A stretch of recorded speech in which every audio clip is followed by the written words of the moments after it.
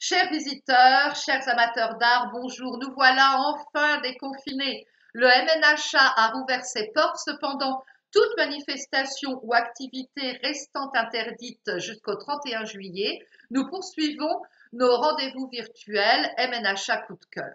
L'exposition permanente de Mansfeld au design étant encore fermée à l'heure actuelle, nous avons choisi de mettre en lumière une de ses pièces phares, le cabinet sur table de l'évêque suffragant de Trèves, Jean-Nicolas de Hohentheim.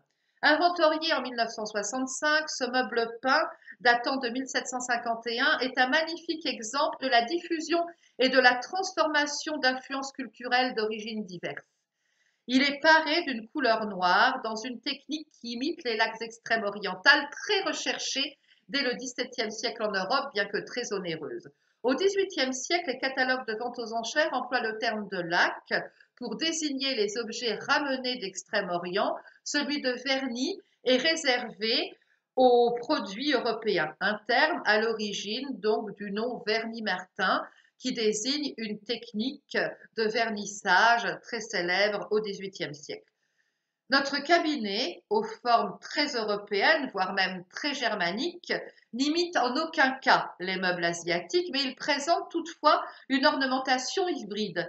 En effet, des décors rocailles typiques du milieu du XVIIIe siècle encadrent sur les battants intérieurs du cabinet des scènes montrant des Chinois et des palmiers, alors que sur les flancs du meuble se déploient des scènes européennes très traditionnelles dans une thématique cinégétique.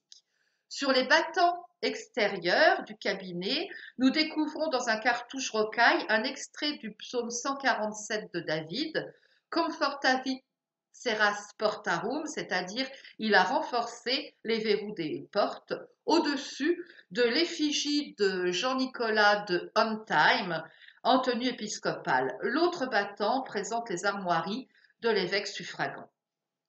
Notre cabinet sur table est une expression du caractère de ce commanditaire qui est représenté sous différentes fonctions tout en montrant son bon goût pour les belles choses de l'époque inspirées d'Orient.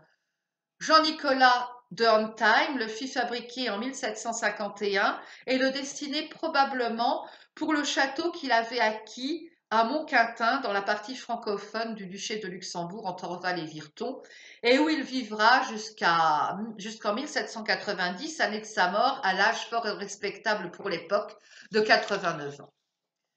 Doltheim est né à Trèves en 1701, dans une famille de la noblesse qui entretenait depuis de nombreuses générations des relations privilégiées avec la cour et le diocèse de l'archevêque électeur. Il était un grand intellectuel et avait notamment publié en 1764 sous le pseudonyme de Frobonius son fameux De Statu Ecclesiae et Legitima Potestate Romani Pontificis, un écrit sur la position des églises locales face à la papauté dont il réfutait le pouvoir universel.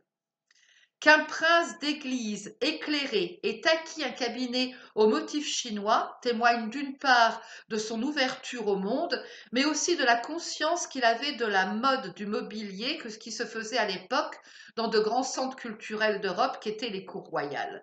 Cependant, trop éloigné dans sa campagne de ces centres et sans doute par manque de possibilités financières de recourir à des lacs extrême-orientales, il dut se contenter de l'imitation. Voilà, je vous remercie de votre attention et à une prochaine fois pour mettre en lumière de nouveau une œuvre phare des collections du MNHA.